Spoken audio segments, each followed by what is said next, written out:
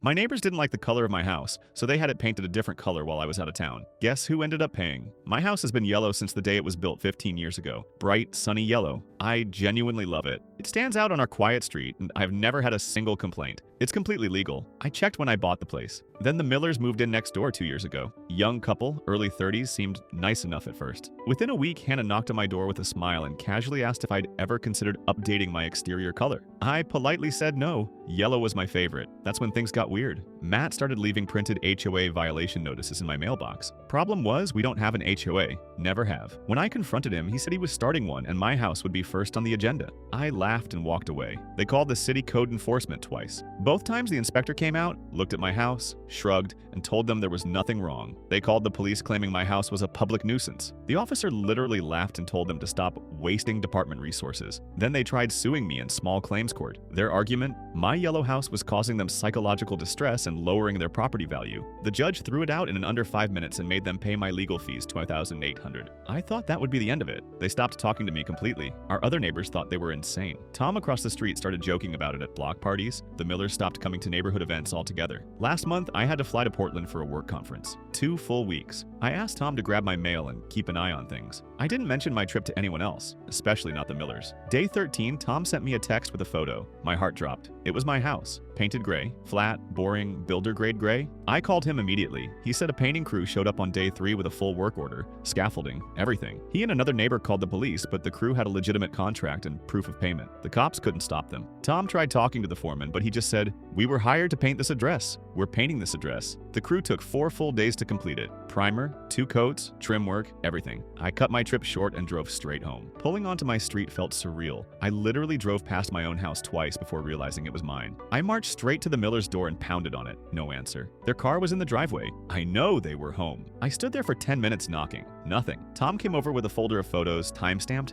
everything. The crew arriving, setting up, painting, cleaning up. He even had photos of Hannah watching from her window with her arms, crossed smiling. I called a lawyer that same day. She listened to everything and started laughing. Not at me, but at how screwed the Millers were. Commissioning work on someone else's property without permission isn't just a civil issue, it's vandalism. It's fraud. It's a criminal matter. We sent a legal letter to the Millers that afternoon. Still no response. They were hiding. 2 days later, the sheriff showed up at their door. I happened to be getting my mail when I saw the whole thing. Hannah answered, saw the papers, and her face went white. Matt came to the door, read the documents, and started yelling at the deputy. Big mistake. Court was 3 weeks later. Their lawyer, some kid fresh out of law school, tried arguing they'd improved my property value, and I should be grateful. My lawyer pulled out Tom's photos, the painting company's invoice showing the Millers paid $6,000, and receipts of all their previous harassment. The judge didn't even deliberate. He just looked at them like they were the dumbest people he'd seen all year. "You commissioned work on property you don't own," he said slowly, like he was talking to children. "That's vandalism. That's criminal mischief. You're lucky the plaintiff is only pursuing civil remedies right now." The Millers were ordered to pay for full restoration of my house to its original yellow color within 60 days. Not just paint it back, but hire professional color matching services to get the exact shade right. They were also ordered to pay my legal fees, which had ballooned to $8,500 by that point, plus another $4,200 for the restoration work itself. Hannah started crying in the courtroom. Not quiet tears either. Full-on sobbing, mascara running down her face, the whole thing. Matt just sat there with his jaw clenched, staring straight ahead. When the judge asked if they understood the order, Matt stood up and said, "This is insane. We were just trying to improve the neighborhood." The judge's expression didn't change. 60 days. If the work isn't completed, I'll add contempt charges, and you'll be looking at possible jail time. Do you understand now?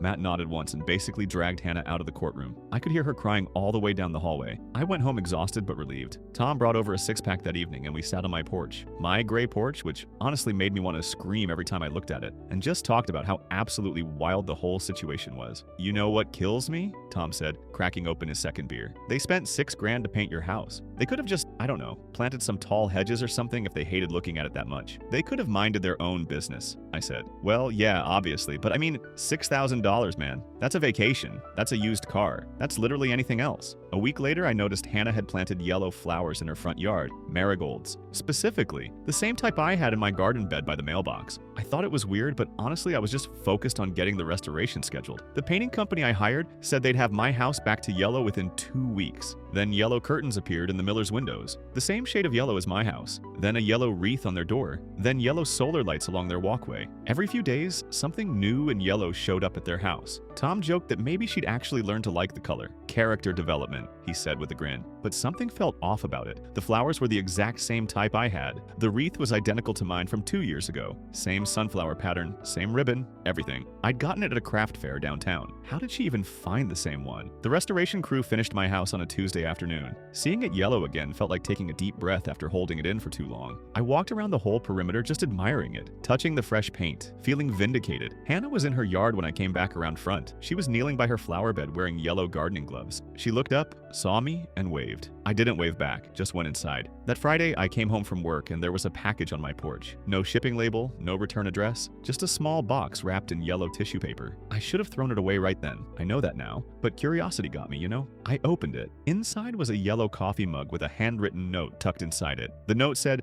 "I'm sorry for everything. I understand now why you love this color so much. It's happy. Can we start over? H." I threw the whole thing in my kitchen trash and didn't think about it again until the next morning. I was taking the trash out to the curb when I noticed the box was back on my porch. Same wrapping, same mug, same note. I looked around. Nobody in sight. I picked it up, walked directly to the miller's door, and left it on their doorstep. By that evening, it was back on mine. Okay, that was creepy. I brought it inside this time and shoved it in the back of my hall closet. If she wanted to play weird mind games, I wasn't participating. Yesterday, I came home from work and saw Hannah in her driveway, unloading paint cans from her car. Yellow paint. The same brand and shade as my original house. She saw me looking and waved cheerfully, then called out, "I finally understand now. You were right all along." When I didn't respond, her smile faded and she said, "You're going to invite me over soon, right? So I can see how you decorated inside?" I went inside and locked my door without saying a word, but I couldn't stop thinking about it. The flowers, the decorations, the paint, the mug showing up on my porch twice, and now this. Something was seriously wrong. That night, I couldn't sleep. I kept replaying everything in my head. The court case, the restoration, Hannah's crying, all the yellow items appearing at her house. Around 2 a.m., I got up and looked out my bedroom window. Hannah's house was dark except for one upstairs window. I could see a silhouette standing there, completely still, facing my house. I watched for 10 minutes. She didn't move, just stood there. I closed my curtains and went back to bed, but I barely slept. The next morning, I made a decision. I went to the hardware store and bought a security camera system. 4 cameras, motion activated, night vision, the works. I wasn't about to let anyone mess with my property again. The guy at the store helped me pick out a good setup, and I spent all Saturday afternoon installing them. One covering the front porch, one on the back door, one on each side of the house, all feeding to an app on my phone with cloud storage. I felt better immediately. At least now I'd have proof if anything else happened. Within 2 days, I was reviewing footage and I saw something that made my blood run cold. It was 11:47 p.m. on Sunday night. Hannah walked out of her house, crossed into my yard, and just stood at the property line, not doing anything, not even looking around, just standing there, completely still, staring at my house. She stayed for 23 minutes according to the timestamp, then walked back inside. The next night, she did it again, this time at 1:13 a.m. for 28 minutes. I scrolled back through the previous day's footage and found more instances I'd missed. Thursday night at 10:52 p.m. Friday night at 12:34 a.m. Always the same thing, just standing there in the dark, staring. I showed Tom the footage on Wednesday evening. He watched the clips with his mouth literally hanging open. "Dude," he finally said, "that's not normal. Like, that's really not normal." "I know. You need to file a police report or something. This is stalker behavior." "And tell them what? She's standing in her own yard? She's standing at your property line in the middle of the night, staring at your house for half an hour at a time. That's menacing. That's harassment." He had a point. I called the non-emergency line and explained the situation. The officer who answered sounded bored until I mentioned the previous lawsuit and property vandalism. Then he perked up and said he'd have someone come by to take a report. Officer Dawson showed up the next morning. Young guy, probably late 20s, took everything seriously. I showed him the camera footage, explained the whole history with the Millers, showed him the court documents. He watched Hannah standing at the property line for the full 23-minute clip without saying anything. When it ended, he just nodded. "Yeah, that's weird. Technically, she's not breaking any laws since she's not on your property, but I'll go talk to her. Sometimes a visit from us is enough to make people reconsider their choices." He went next door. I watched from my window like a nosy neighbor, which I guess I was at that point. Hannah answered, and I could see her face through the screen door. She looked surprised but not scared. They talked for maybe 5 minutes, then Officer Dawson came back to my house. "She says she's been checking to make sure your house is secure at night because she feels guilty about the painting incident," he said. "She claims she's trying to be a good neighbor now." At midnight? For half an hour? I explained that it's concerning behavior and she needs to stop. She got pretty emotional, said everyone misunderstands her intentions. I documented everything and told her we'd be keeping an eye on the situation. If she continues, you can pursue a restraining order. Great, I muttered. Officer Dawson looked at me seriously. Keep those cameras running. Document everything. People who do this kind of thing, it either stops completely or it escalates. There's not usually a middle ground. Well, that was comforting. That Friday morning, I found a potted yellow flower on my porch. A small gerbera daisy, bright yellow, in a terracotta pot with a yellow ribbon tied around it. No note this time. I checked the camera footage. Hannah had left it there at 6:18 a.m., right before I usually wake up. She'd stood on my porch for a moment, arranged the pot carefully in the center of the mat, then walked back to her house. The whole time she kept glancing at my front door like she was hoping I'd come out. I picked up the pot and threw it directly into my trash bin at the side of the house. The next morning, there was a set of yellow dish towels on my porch, still in packaging from Target. The morning after that, a yellow welcome mat, then yellow garden gloves, then a yellow bird feeder. Every single morning, a new yellow item appeared on my porch, and every single morning, I threw it in the trash. On Tuesday, I woke up early and checked my cameras before getting ready for work. The footage from overnight made me freeze with my coffee cup halfway to my mouth. At 3:47 a.m., Hannah had gone to my trash bin. She'd opened it, taken out the yellow items I'd thrown away, and brought them back to my porch. She'd cleaned them off. I could see her wiping down the flower pot with a cloth and carefully arranged them all in a neat row on my porch steps. Then she'd sat down on my walkway, cross-legged, and just looked at my door for 45 minutes before going back inside. I immediately called Officer Dawson. He came by that afternoon and reviewed the footage. "Yeah, we're getting into restraining order territory now," he said. "She's retrieving items from your trash, which is technically abandoned property, but combined with the repeated trespassing on your porch and the nighttime surveillance, you've got a case. I can help you file the paperwork." "Is it going to actually stop her, though?" He hesitated. Sometimes it makes things worse, but you need the legal protection either way. If she violates the order, then we can arrest her." We filed the temporary restraining order that day. The hearing was scheduled for 2 weeks out. In the meantime, the yellow items kept appearing every morning like clockwork. I stopped throwing them away and just left them there. My porch started looking like a yellow-themed yard sale. Tom came over one evening and just stared at the collection. "She's unhinged, man," he said. "Completely unhinged." "I know. Does Matt know she's doing this?" "I haven't seen him in weeks." Tom pulled out his phone and showed me a text from another neighbor, Diane. It was a screenshot of a Facebook post from Matt. "Separated from my wife. Staying with family for a while. If anyone needs to reach me, here's my new number." Posted 3 days ago. "He left her," I said. "Can you blame him? Living with someone who's obsessed with the neighbor's house color? That'd drive anyone crazy." But something about it didn't sit right. If Matt had left, that meant Hannah was alone in that house now. Alone and clearly spiraling. That night, I heard a noise outside around 11 p.m. I pulled up my cameras on my phone and saw Hannah in my side yard. Not at the property line this time. Actually in my yard, standing by my trash bin. I called 911. "There's someone in my yard. I have a restraining order pending against them." The dispatcher kept me on the line while sending officers. I watched on my phone as Hannah opened my trash bin, pulled out a yellow dish rag I'd thrown away a few days ago, and held it up to her face. Like she was smelling it or something. I felt my skin crawl. Then she just stood there, holding it, staring at my house. The police arrived maybe 6 minutes later, lights off. I watched on my cameras as 2 officers approached Hannah from behind. She didn't even react when they spoke to her, just kept standing there with that dish rag. One of the officers gently took it from her hands, and she finally seemed to snap out of whatever trance she was in. I couldn't hear what they were saying, but I could see her gesturing toward my house, pointing at things, her mouth moving rapidly. They walked her back to her house and stayed there for a while. Eventually, Officer Dawson came to my door. "She's having some kind of mental health crisis," he said bluntly. "We can't force her to get help unless she's in immediate danger to herself or others, but we documented everything. This will help with your restraining order. I'd recommend staying somewhere else until the hearing if you can. I'm not leaving my house." "I understand. Just keep your doors and windows locked. Call immediately if she comes on your property again." After he left, I couldn't stop watching the cameras. Hannah's house stayed dark except for that same upstairs window. I could see her silhouette again, standing there, watching. I didn't sleep that night. The next morning, I found something that made everything so much worse. Tom knocked on my door around 7 a.m., looking upset. "Dude, I need to tell you something," he said. "But you're gonna freak out." "What?" "Hannah came to my house last night, after the cops left." My stomach dropped. "What did she want?" "She wanted to talk about you. Asked me all these questions about your schedule, whether you ever have women over, if you've mentioned her, if you seem happy." I tried to politely tell her to back off, but she started crying and saying everyone misunderstands her, that she's just trying to fix her mistakes. "What did you tell her?" "I told her she needs to leave you alone and talk to a therapist. She said you're the only person who understands the importance of staying true to yourself, and that she ruined everything by trying to change you." It was honestly kind of scary how she was talking, like you two have some deep connection or something when you've barely spoken to each other. I showed Tom the footage from last night. Hannah in my yard, holding my trash, the cops removing her. "Jesus," he muttered. "This is bad. This is really bad." Over the next few days, I started noticing more changes to Hannah's house. She'd painted her front door yellow, the same shade as my house, then her shutters. Then she added more yellow flowers to her garden, all positioned facing my house. And she was always outside now, always. Every time I left for work, she was in her yard, gardening. Every time I came home, she was there. Every time I checked my mail, watered my plants, Brought in groceries, she was there, watching, not even being subtle about it anymore. Just standing in her yard, holding a garden hose or pruning shears or whatever prop, made her look busy, staring directly at me. Tom told me she'd been talking to other neighbors too. Diane said Hannah stopped her while she was walking her dog and asked detailed questions about me. What kind of person was I? Did I seem lonely? Did I talk about wanting a relationship? Diane had politely extracted herself from the conversation, but she said Hannah just stood there on her lawn afterward, watching Diane walk away with this weird smile on her face. The restraining order hearing finally came. I showed up with my lawyer, all my camera footage on a tablet, my documentation of every incident. Hannah showed up in a yellow dress. Not just any yellow dress, the exact shade of my house. Like she'd color matched it. She kept smiling at me across the courtroom.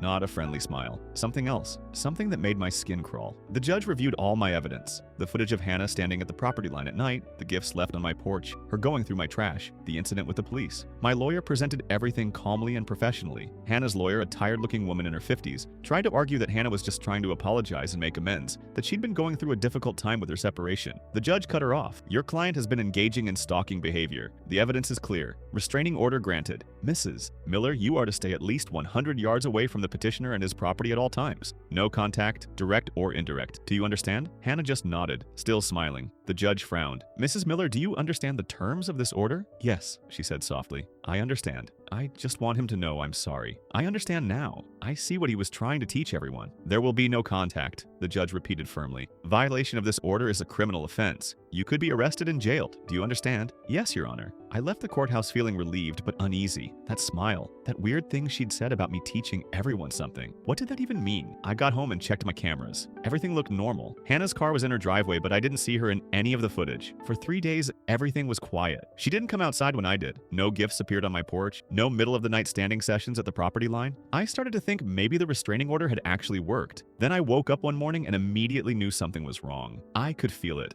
I checked my cameras and my blood went ice cold. The timestamp showed that starting at 11:34 p.m. the previous night, Hannah had tried every single door handle on my house. Front door, back door, side garage door. Not forcing them, not trying to break in, just gently testing each one to see if it was unlocked. When she found them all locked, she'd move to the windows, every single ground floor window, testing them one by one, methodically. The footage showed her spending nearly 20 minutes doing this. Then she'd sat down on my back steps and stayed there for over an hour before finally going home. I called Officer Dawson immediately. He came by within 30 minutes. This is a direct violation, he said after reviewing the footage. She's on your property, attempting to access your home. We'll go arrest her now. He called for backup and I watched from my window as 3 patrol cars pulled up to Hannah's house. They knocked, no answer. They knocked harder, announced themselves. Nothing. Eventually they opened the unlocked front door and went inside. They came out 15 minutes later without Hannah. Officer Dawson came back to update me. She's not there. House is empty. Her car's gone. We'll put out a bolo and notify you immediately when we locate her. What do you mean empty? I mean the house is cleared out. No furniture, no personal items. Just trash and some cleaning supplies. Looks like she moved out. I felt dizzy. When? No idea. Could have been today. Could have been yesterday. Your cameras only cover your property, right? Yeah. We'll check with the other neighbors, see if anyone saw a moving truck. In the meantime, keep your doors locked and stay alert. If you see her or her vehicle, call 911 immediately. Don't approach her. After he left, I went through my camera footage more carefully, going back several days. I'd been so focused on checking for new incidents that I hadn't been paying attention to Hannah's house in the background of the shots. I found it on footage from 3 days ago. A moving truck had pulled up early in the morning, right after I'd left for work. I could just barely see it in the corner of one camera's view. The truck had been there for about 4 hours, then left. She'd been planning this. She'd violated the restraining order, tried to get into my house, and then disappeared. Tom came over that evening with takeout. Cops came and asked me questions, he said. I told them I saw a moving truck a few days ago but didn't think anything of it. I figured maybe she was just moving some furniture out since Matt left. Did you see her at all that day? No, the movers were doing everything. I didn't even see her supervise. We ate in silence for a while. I couldn't shake the feeling that this wasn't over. People don't just act like Hannah had been acting and then suddenly disappear because of a restraining order. Maybe she's just gone, man, Tom said, reading my mind. Maybe she finally realized how crazy she was being and got out of town. Fresh start somewhere else. Maybe, I said, but I didn't believe it. I started obsessively checking my cameras every few hours. Every notification that popped up on my phone made me jump.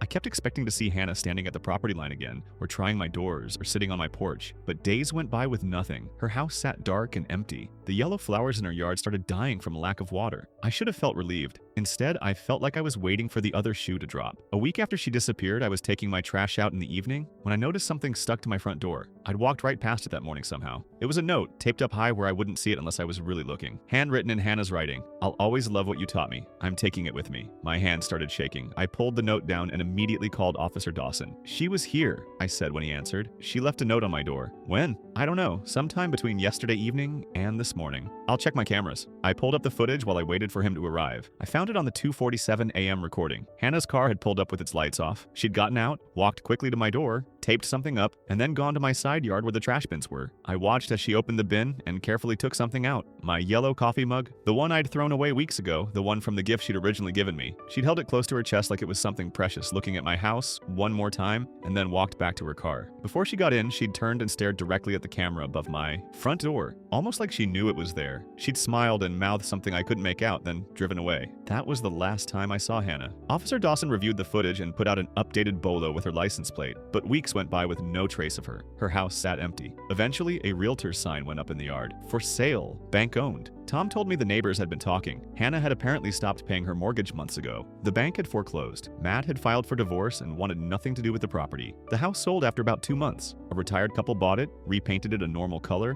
and tore out all of Hannah's yellow landscaping. Thanks for watching till the end. Make sure to like and subscribe to not miss the next story.